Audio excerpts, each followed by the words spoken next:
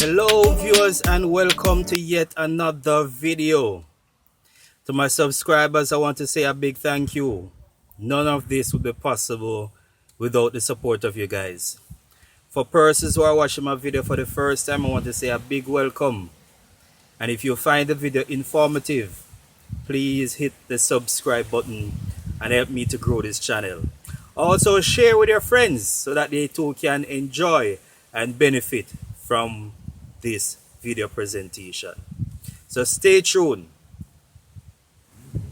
There are several types of fluids that are used in the car, and it's important that you check these fluid levels from time to time. So this video is being created for motorists who are not familiar with the different types of fluids and exactly where inside the engine these fluids should actually go. Now I'm certain you want to have a better understanding of your vehicle. Perhaps you didn't have anybody to sit you down and explain to you step by step exactly how certain things function, where certain things should go. Or maybe you felt too intimidated to even attempt to try. Well, luckily for you, I'm here to assist. So if you keep watching the video, by the time you're through, I guarantee that you'll be able to say and to find out definitively where each fluid should go inside your engine. So stay tuned and keep watching so that you'll become way more knowledgeable about your vehicle and you'll know how to do your checks, whether it be at home or otherwise. Now this is a visual representation of where the different fluids will go inside the engine for the vehicle that I drive. There might be slight difference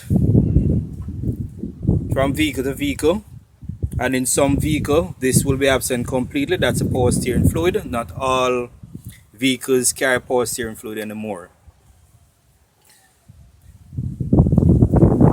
So there are two major fluids that can cause catastrophic engine failure, and we're going to start off by looking at those two. First, we have the engine oil, and the second will be the engine coolant. Now, most likely you'd want to find out exactly where inside the engine this oil should go. So what I'm going to do for you is to not only show you the location, but also to show you the symbols. So you can actually use the symbols to identify the different reservoirs inside the engine, so you'll know exactly which fluid should go where. Now here is the engine oil cap, and the cap is usually found at the top of the engine for most vehicles, and in some instances to the side of the engine for some vehicle. What are you looking for? On this cap we have a symbol, a drawing, as well as we have written words. So this one actually makes it very easy. So there you can see engine oil, and you can also see the symbol. So once you see the symbol, you know that that is where your engine oil should be placed. Next we have our engine coolant or engine additive, and the engine coolant goes into the radiator, and the radiator is usually found at the front of the engine. It's quite easy to identify because it has the cap. So this is a radiator cap. Now let me issue a warning. Under no circumstances should you pull this cap while the engine is hot. The coolant is under extreme pressure and its temperature is extremely high as well. So by pulling the cap with the engine being extremely hot, chances are the fluid will spill out and you could be severely burned. So bear that in mind. Always wait until the engine is cool before you pull the radiator to check the fluid level. So there are two locations into which the coolant can be placed. First, you can put it into the radiator, and to pull the cap you press down and you turn anti-clockwise, and you'll be able to remove the cap. Then you can look down on the inside to see where the fluid level is. If you are seeing fluid at the top, chances are that there's a good amount of coolant inside the radiator. If you are not seeing any fluid, then most likely it needs to be topped up. In addition to the radiator, now what I want you to do is to follow this hose. This hose will lead to what is known as the overflow bottle. So coolant can also be placed into this bottle. Again, what right? So there you can see coolant written on the cover for this bottle. We are now going to look at the location for two other fluids. Here on the driver's side, at the top, to the far back of the engine, we have our brake fluid reservoir. And this contains the brake fluid.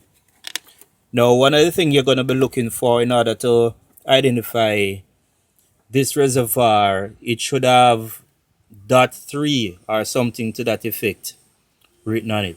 So for this one, it says only dots fluid. So once you say anything to the effect mentioning dots, it is an indication that this is where the brake fluid should go.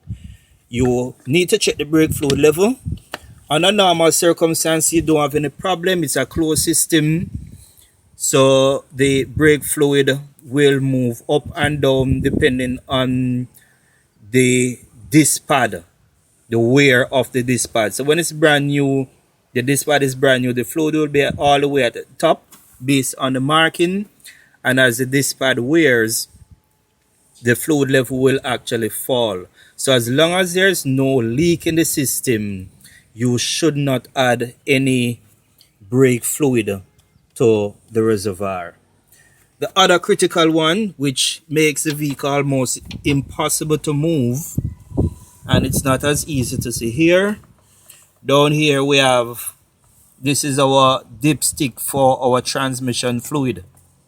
In this vehicle, this is where the fluid will actually be placed into the transmission. As you can see, that's the hole down there. So you would get a funnel, connect it, make sure that it's inside the hole, and you would pour your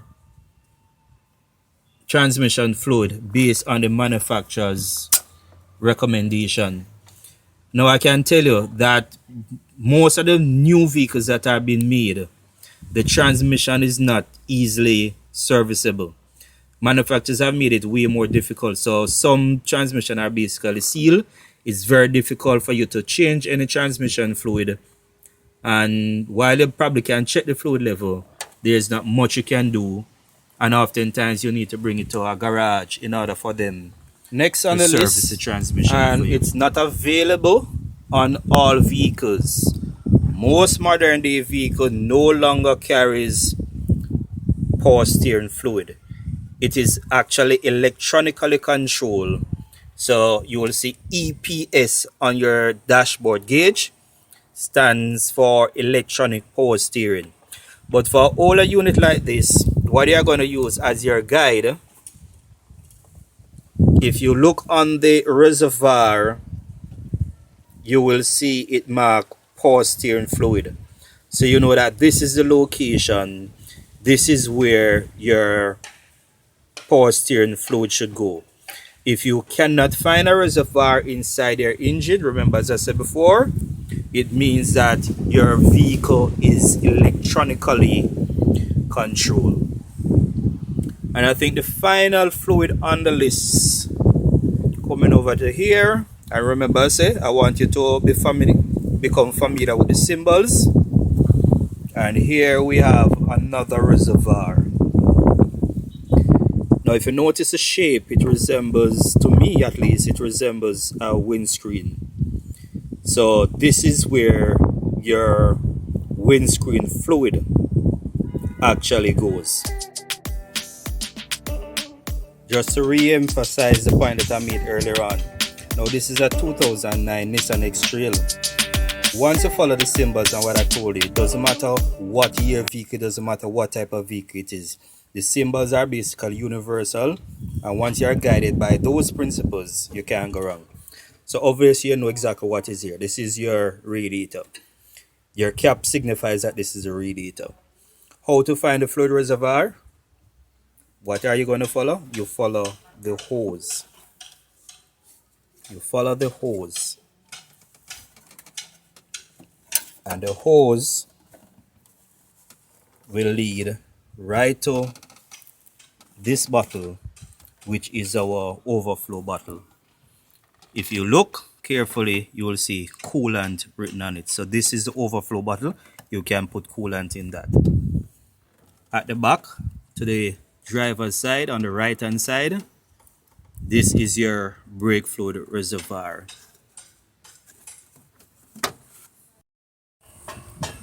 Just in case you're wondering, how is it that you're not seeing the cap for the engine oil, you need to come over and look down. So on the inside, you have the cap, and if you look carefully, you will see that symbol again that I told you about. So this is where you would place your engine oil if it is necessary to do so. And moving over to another reservoir, here we have it. What goes here? Our windscreen washer fluid. Now what is missing from this engine compared to the previous one? What's missing? There's one reservoir bottle that is missing. That's a power steering. And that is so because this vehicle has an electronic power steering, so it does not use the reservoir as I had indicated to you before. For the transmission, the check can be done here. This is a dipstick for the transmission. So if fluid is to be added, I guess this is where it would. So there you have it. I do hope that this video was beneficial to you. If it was, please remember to like, share, and subscribe. Until we meet again.